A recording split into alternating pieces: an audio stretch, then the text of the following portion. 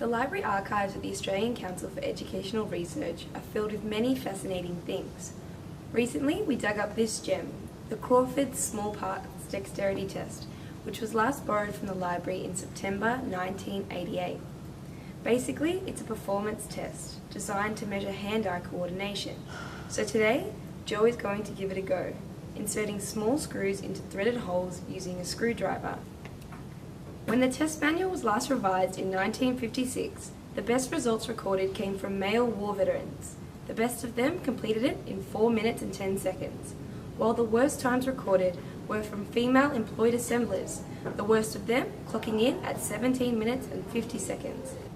Let's see how Jo compares.